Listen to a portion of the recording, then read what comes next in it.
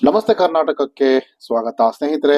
ಬಿಜೆಪಿಯ ticket announcement ಗೆ ಅಂದ್ರೆ ಎರಡನೇ ಹಂತದ ಟಿಕೆಟ್ ಅನೌನ್ಸ್ಮೆಂಟ್ ಗೆ ಕೌಂಟ್ ಡೌನ್ ಶುರು ಆಗ್ತಾ ಇದೆ. ಮತ್ತೊಂದೆಡೆ ಕೆಲವು ದಿವಸದಲ್ಲಿ ಎಲೆಕ್ಷನ್ ಕೂಡ ಡಿಕ್ಲೇರ್ ಆಗುತ್ತೆ. ಕಾಂಗ್ರೆಸ್ ಕೂಡ ತನ್ನ ಮೊದಲ ಪಟ್ಟಿಯನ್ನ ಡಿಕ್ಲೇರ್ ಮಾಡಿ ಕಾದು ನೋಡುವ ತಂತ್ರಕ್ಕೆ ಬಂದಿದೆ. ಆದ್ರೆ ಈಗಿರುವಂತಹ ಕುತೂಹಲ ಬಿಜೆಪಿಯಲ್ಲಿ ಏನಾಗ್ತಾ ಇದೆ, ಏನಾಗಬಹುದು ಅಂತೇಳಿ.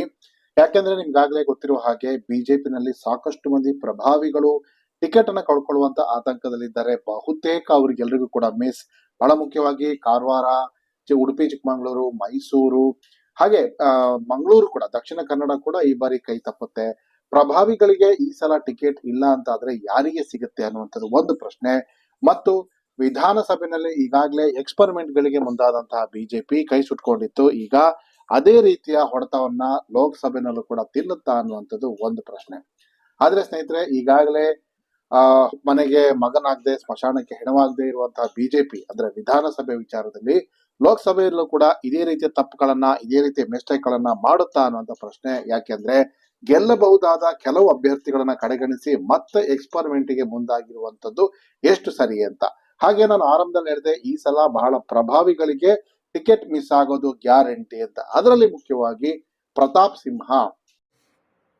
ಪ್ರತಾಪ್ ಸಿಂಹ 2 ಟರ್ಮ್ ನಲ್ಲಿ ಗೆದ್ದಿದ್ರು ಕೂಡ ಮೈಸೂರು ಮತ್ತು ಮಡಿಕೇರಿಗೆ, ಕೊಡಗು ವಿಚಾರದಲ್ಲಿ, ಅಭಿವೃದ್ಧಿ ವಿಚಾರದಲ್ಲಿ ಸಾಕಷ್ಟು ಪ್ರಯತ್ನವನ್ನ ಮಾಡಿದ್ರು.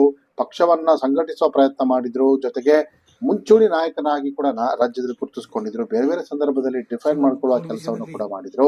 ಕೇಂದ್ರದ ನಾಯಕರಿಗೆ ಹತ್ತಿರವಾದಂತಹ ಒಬ್ಬ ಆಕ್ಟಿವ್ ಆಗಿರುವಂತ ನಾಯಕ ಅಂತ ಹೇಳ್ಬೋದು. ತೀರಾ ಅದ್ಭುತ ಅಲ್ದಿದ್ರು, ತೀರಾ ಕಳಪೆಯಂತೂ ಅಲ್ಲ ಅನ್ನುವಂಥದ್ದು ಎಲ್ಲಾ ಇಡೀ ಕ್ಷೇತ್ರದ ಜನರಿಗೂ ಹೇಳುವಂತ ಒಪಿನಿಯನ್. ಆದ್ರೆ ಈಗಿರುವಂತ ಮಾತು, ಪ್ರತಾಪ್ ಸಿಂಹ ಅವರಿಗೆ ಈ ಬಾರಿ ಟಿಕೆಟ್ ತಪ್ಪೋದು ನಿಶ್ಚಯ.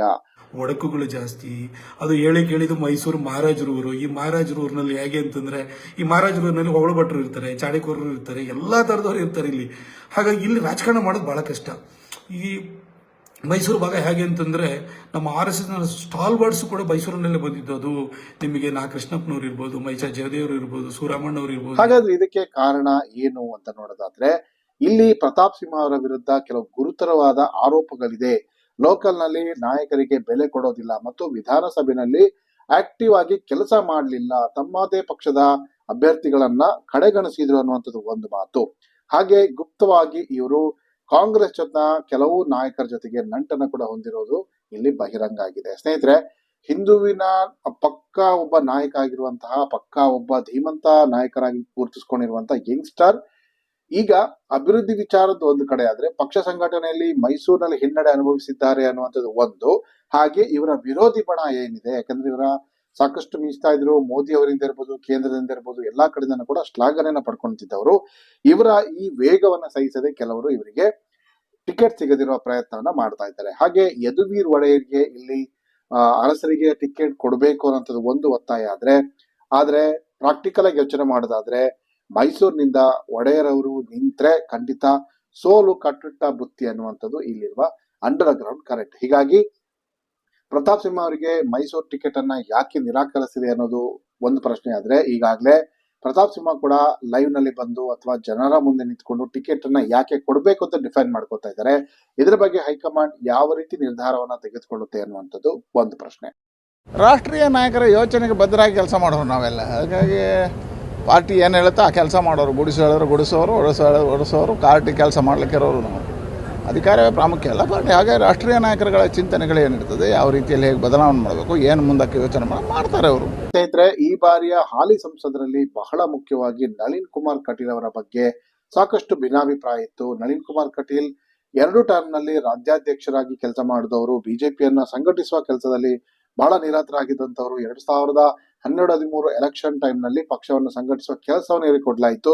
ಅಲ್ಲಿಂದ ಕಳೆದ ಬಾರಿ ಎಲೆಕ್ಷನ್ ವರೆಗೂ ಕೂಡ ಇವರು ಸಕ್ರಿಯವಾಗಿದ್ರು. ಆದ್ರೆ ಇವರ ಮೇಲಿರುವಂತಹ ಒಂದು ಅಸಮಾಧಾನ ಏನಂತ ಹೇಳಿದ್ರೆ, ಪಕ್ಷದ ಜವಾಬ್ದಾರಿಯನ್ನ ಮರೆತರು ಮತ್ತು ಪ್ರಬಲವಾಗಿ ಏನು ತೀಕ್ಷ್ಣತೆ ಬೇಕಿತ್ತು ಯಡಿಯೂರಪ್ಪನವರ ರೀತಿಯಲ್ಲೋ ಅಥವಾ ಹಿಂದಿನ ರಾಜ್ಯಾಧ್ಯಕ್ಷರು ಎಷ್ಟು ಆಕ್ಟಿವ್ ಆಗಿದ್ರು ಆ ರೀತಿಯ ತೀಕ್ಷ್ಣತೆ ಇವರಲ್ಲಿ ಕಾಣಲಿಲ್ಲ. ಕಟೀಲ್ ಅವರು ಸಪ್ಪೆ ಆದ್ರು ಅನ್ನುವಂಥದ್ದು ಒಂದು ಮಾತು. ಹಾಗೆ ಇವರ ಕ್ಷೇತ್ರದ ವಿಚಾರಕ್ಕೆ ಬಂದ್ರೆ, ಇಲ್ಲಿ ಕೂಡ ಇವರ ಅಭಿವೃದ್ಧಿ ಕೆಲಸಗಳಿರ್ಬೋದು ಮತ್ತು ಪಕ್ಷವನ್ನು ಸಂಘಟಿಸುವ, ಕಾರ್ಯಕರ್ತರನ್ನ ಕಡೆಗಣಿಸುವ ಗುಣ ಎಲ್ಲ ಕೂಡ ಇಲ್ಲಿ ಇವರಿಗೆ ನೆಗೆಟಿವ್ ಆಗಿ ಕಾಡ್ತಾ ಇದೆ. ಇಡೀ ಕ್ಷೇತ್ರದಲ್ಲಿ ಓಡಾಡ್ಕೊಂಡು ಕೆಲಸ ಮಾಡಲಿಲ್ಲ ಮತ್ತು ಕಾಂಗ್ರೆಸ್ನ ಅಥವಾ ಇತರೆ ಇವರಿಗೆ ಪರ್ಯಾಯವಾಗಿ ಬೆಳೀತಿರುವಂತಹ ಬಿಜೆಪಿ ನಾಯಕರು ಅಥವಾ ಹಿಂದೂ ಸಂಘಟನಾ ನಾಯಕರನ್ನ ಕಡೆಗಣಿಸಿ ಇಲ್ಲಿ ಇವರು ಸ್ವಲ್ಪ ಆರಾಮಾಗಿದ್ದಾರೆ ಅನ್ನುವಂತ ಮಾತು ಕೇಳಿ ಬಂತು. ಹಾಗೆ ರಾಜ್ಯ ಮಟ್ಟದಲ್ಲಿ ಇವರಿಗೆ ಮಾತಿನ ಸಮಸ್ಯೆ ಅಂದ್ರೆ ನಾಯಕರ ಸಪೋರ್ಟ್ ಕೂಡ ಇಲ್ಲ. ಹೀಗಾಗಿ ನಳಿನ್ ಕುಮಾರ್ ಕಟೀಲ್ ಈ ಬಾರಿ ಟಿಕೆಟ್ ಅನ್ನ ಕಳ್ಕೊಳ್ಳುವಂತದ್ದು ಖಚಿತ. ಅವಕಾಶಗಳು ಈಗ ನಮಗೂ 3 ಬಾರಿ ಅವಕಾಶ ಕೊಟ್ಟಿದ್ದಾರೆ. 15 ವರ್ಷ ಕೆಲಸ ಮಾಡಿದ್ದಾರೆ. ಪಾರ್ಟಿ ನಿರ್ಧಾರ ಮಾಡುತ್ತೆ. ಪಾರ್ಟಿ ನಿರ್ಧಾರಕ್ಕೆ ಎಲ್ಲರೂ ಬದ್ಧರಾಗಿರ್ತಾರೆ. ಇಲ್ಲೆಲ್ಲೂ ವ್ಯತ್ಯಾಸಗಳಿಲ್ಲ. ಪಾರ್ಟಿ ನಿರ್ಧಾರಕ್ಕೆ ಎಲ್ಲರೂ ಬದ್ಧರಾಗಿ ಕೆಲಸ ಮಾಡ್ತಾರೆ. ಸ್ನೇಹಿತರೆ, ಮತ್ತೊಬ್ರು ಕಾರವಾರದ ಅಭ್ಯರ್ಥಿ ಅನಂತ್ ಕುಮಾರ್ ಹೆಗಡೆ ಬಗ್ಗೆ ಕೂಡ ಸಾಕಷ್ಟು ಟೀಕೆಗಳು ನೀವು ಮೇಲಿಂದ ಮೇಲೆ ನೋಡ್ತಾ ಇದ್ರಿ. ಕೇವಲ ಎಲೆಕ್ಷನ್ ಟೈಮ್ ನಲ್ಲಿ ಮಾತ್ರ ಕಾಣಿಸ್ಕೊಳ್ಳುವಂತಹ ವ್ಯಕ್ತಿ ಅಂತ ಟೀಕೆಗೆ ಒಳಗಾಗಿದ್ದಾರೆ.